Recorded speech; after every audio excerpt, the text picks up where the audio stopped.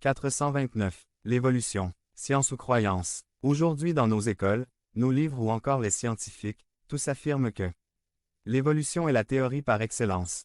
Alors une question peut se poser, peut-on faire totalement confiance à ce que les scientifiques appellent une théorie? Une théorie en science, c'est un ensemble d'idées à valeur explicative qui résulte d'une synthèse des faits observés et d'une réflexion spéculative.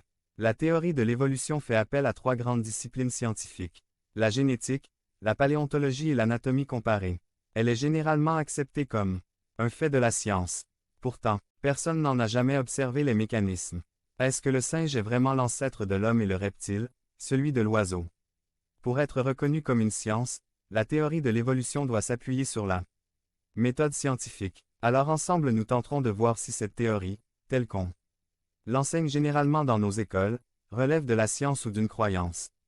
La nature de l'évolution. La théorie de l'évolution préconise la transformation progressive d'une espèce vivante en une espèce nouvelle. De cette manière, l'espèce humaine serait l'aboutissement d'une longue série de transformations à la fin desquelles l'homme serait descendu du singe.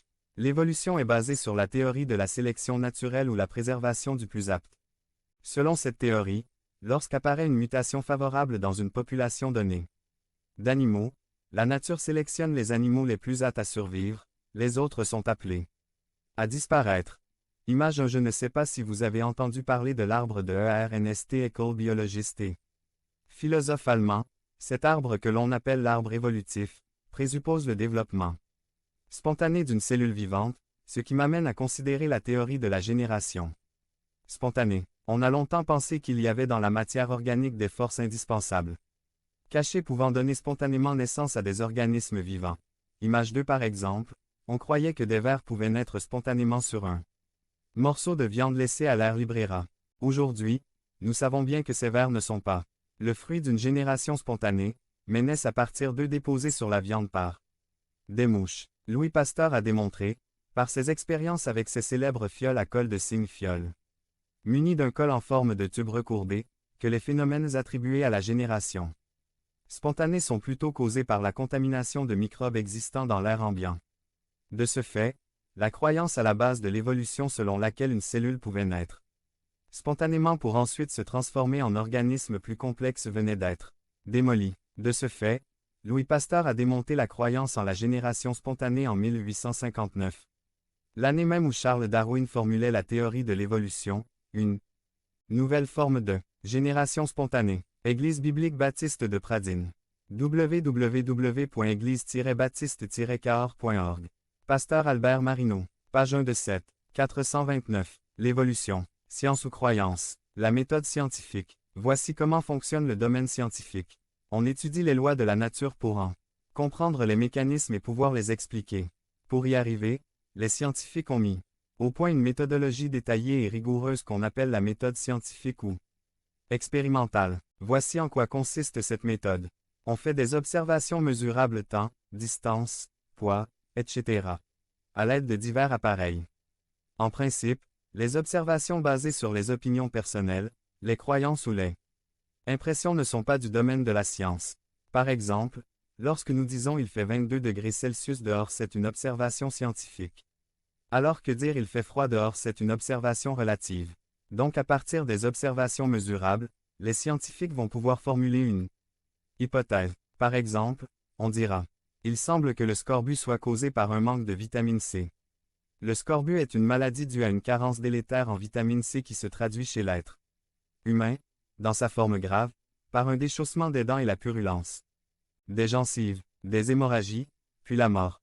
L'hypothèse n'est pas une certitude, mais une explication plausible d'un phénomène naturel. Vérification de l'hypothèse. Une fois les expériences réalisées, il faut vérifier si l'hypothèse demeure valide. Par exemple, dans le cas du scorbut, on nourrit un premier groupe d'animaux avec des aliments riches en vitamine C et un deuxième groupe, avec des aliments sans vitamine C. On observe que les individus du premier groupe ne contractent pas le scorbut contrairement à ceux du deuxième groupe. Maintenant, pour qu'une expérience soit statistiquement valable, il faut la répéter un minimum de 30 fois et obtenir les mêmes résultats. De plus, elle doit être répétée à l'intérieur des mêmes paramètres. Dans ce cas-ci, on devra utiliser des animaux de même race, du même âge et de même sexe. De plus, Ceux-ci devront être maintenus tout au long de l'expérience dans les mêmes conditions. Température, humidité, qualité de l'eau, nourriture, type de cage, soins hygiéniques, etc. Le seul facteur qui variera d'un groupe à l'autre sera la présence ou l'absence de vitamine C. La meilleure façon de respecter toutes ces conditions est de réaliser l'expérience en une seule fois avec une trentaine d'animaux de chaque groupe.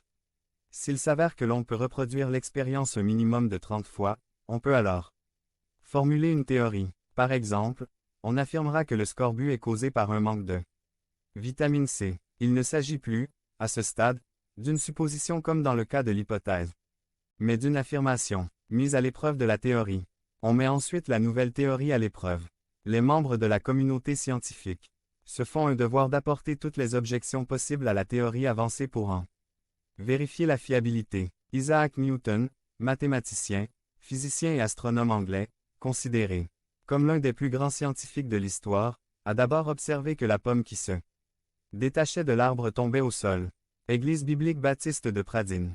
www.église-baptiste-cahors.org. Pasteur Albert Marino. Page 2 de 7. 429. L'évolution. Science ou croyance. Pour tenter de trouver une explication plausible à ce phénomène naturel, Newton a émis l'hypothèse que le fruit tombait au sol parce qu'il était attiré par une force qu'il a appelée attraction terrestre. Vérification de l'hypothèse. L'expérimentation dans ce cas-ci s'est résumée à vérifier plusieurs fois si la pomme qui se détachait de l'arbre tombait toujours au sol. Suite au fait que le phénomène se reproduisait inévitablement, Newton a formulé la théorie de la gravitation, mise à l'épreuve de la théorie. Cette théorie n'a jamais été infirmée, mais plutôt confirmée jusqu'à ce jour. Maintenant, qu'en est-il de la théorie de l'évolution examinée à la lumière de la méthode scientifique? Aucune